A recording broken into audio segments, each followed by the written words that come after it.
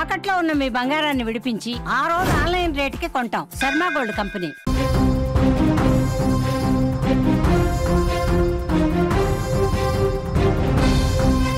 Big breaking news చూస్తున్నాం. Jubilee Hills MLA Maganti Gopinath కలేరు గుండె సమస్యలతో ఆయన చనిపోవడం జరిగింది. ఈ నెల 5వ తేదీన మాగంటికి గుండెపోటు వచ్చింది.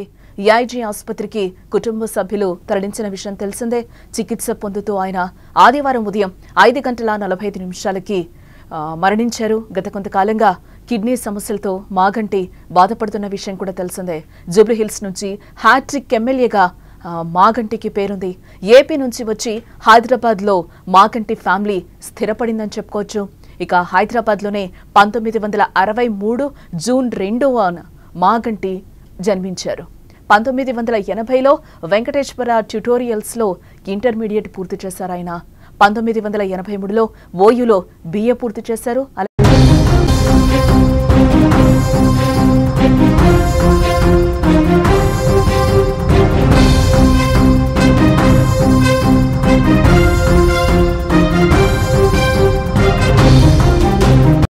తెలంగాణ రాజకీయాల్లో తీరని విషాదం చోటు చేసుకుందని చెప్పుకోవచ్చు. హ్యాట్రిక్ ఎమ్మెల్యే బీఆర్ఎస్ నేత మాగంటి గోపీనాథ్ తుది శ్వాస విడిచారు.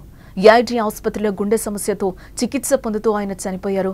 దీర్ఘకాలంగా మూత్రపిండాల సంబంధిత వ్యాధితో బాధపడుతున్న ఆయన గురువారం అకస్మాత్తుగా గుండెపోటుకు గురయ్యారు. చికిత్స నిమిత్తం హుటాహుటిన గచ్చిబౌలిలోని ప్రముఖ ఏఐజీ ఆసుపత్రికి తరలించగా గత 3 రోజులుగా అక్కడ చికిత్స పొందుతున్న ఆయన ఆదివారం ఉదయం 5:45 కన్నుమూశారు. మాగంటి మరణం కుటుంబ సభ్యులు, అభిమానులు, ఇటు బీఆర్ఎస్ శ్రేణుల్లో తీవ్ర విషాదాన్ని నింపిందని చెప్పుకోవచ్చు. పార్టీలకు అతీతంగా మాగంటి మరణం తీవ్ర ఆవేదన వ్యక్తం చేస్తున్నారు.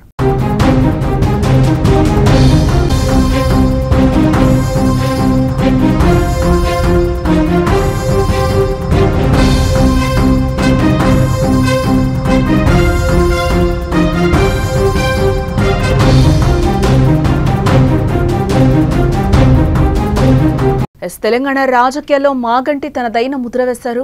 టీడీపీ నుంచి యువజన నాయకుడిగా రాజకీయాలను ప్రారంభించిన మాగంటి నగరంలో అతి ధనిక నియోజకవర్గంగా పేరున్న జూబ్లీహిల్స్ లో వరుసగా 3 సార్లు ఎమ్మెల్యేగా గెలిచి చరిత్ర సృష్టించారని చెప్పుకోవాలి.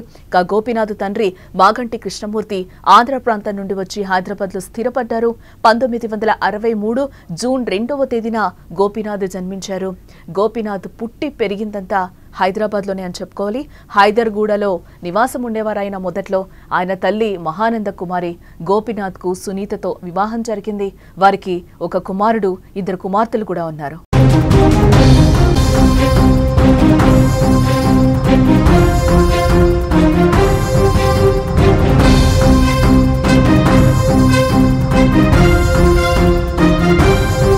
ఇటు 1980లో వెంకటేశ్వర ట్యుటోరియల్స్ నుండి ఇంటర్మీడియట్, అలాగే 1983లో ఉస్మానియా యూనివర్సిటీలో గ్రాడ్యుయేషన్ పూర్తి చేశారు ఆయన. ఎన్టీఆర్ పై అభిమానంతో ఆయన టీడీపీలో చేరడం జరిగింది. అప్పట్లో ఎన్టీఆర్ పార్టీ పెట్టాక తెలుగుదేశం తీర్థం పుచ్చుకున్నారు ఆయన. టీడీపీలో 1985 నుంచి 1992 వరకు తెలుగు యువత రాష్ట్ర అధ్యక్షుడిగా పనిచేయడం జరిగింది. ఇటు 1988 నుంచి 93 వరకు వినియోగదారుల ఫోరం అధ్యక్షుడిగా, టీడీపీ హైదరాబాద్ జిల్లా అధ్యక్షుడిగా వివిధ హోదాల్లో సేవలందించారు మాగంటి. 1987 అలాగే 88లలో హుడా డైరెక్టర్గా బాధ్యతలు నిర్వర్తించారు. 2014లో టీడీపీ తరపున జూబ్లీహిల్స్ నుంచి ఎమ్మెల్యేగా పోటీ చేసి తొలిసారి ఆయన శాసనసభలో అడుగుపెట్టారు. అనంతరం మారిన రాజకీయ పరిస్థితుల నేపథ్యంలో బీఆర్ఎస్ పార్టీలో చేరడం జరిగింది మాగంటి. ఇటు 2018, 23లో ఆ పార్టీ నుంచే బరిలోకి దిగి మళ్లీ ఆయన హ్యాట్రిక్ విజయం సాధించడం జరిగింది. ఇటు ప్రస్తుతం బీఆర్ఎస్ హైదరాబాద్ జిల్లా అధ్యక్షుడిగా కూడా ఆయన బాధ్యతలు నిర్వహిస్తున్నారు.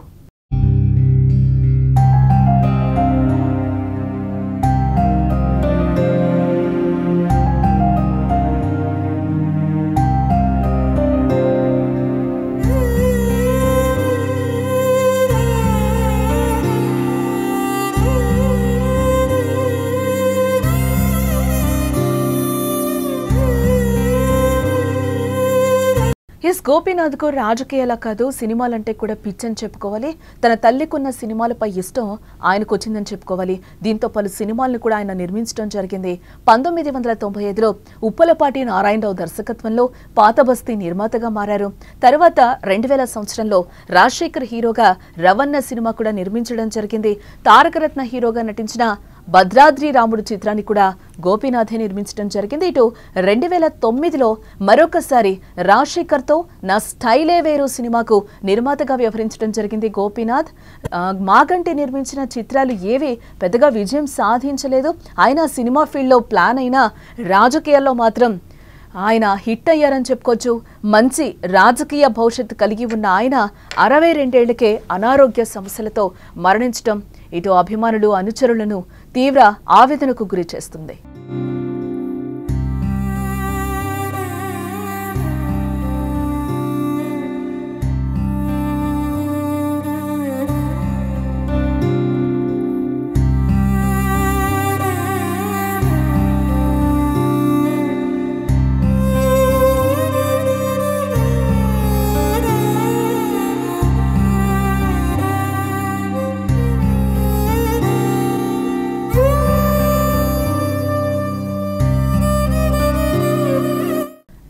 మాగంటి మృతికి ప్రముఖులు కూడా సంతాపం తెలుపుతున్న పరిస్థితి కనిపిస్తోంది. ఆయన మరణం పార్టీకి తీరని లోటని ఇటు బీఆర్ఎస్ అధినేత కేసీఆర్ అలాగే వర్కింగ్ ప్రెసిడెంట్ కేటీఆర్, హరీష్ రావు తదితరులు సంతాపం వ్యక్తం చేస్తున్నారు.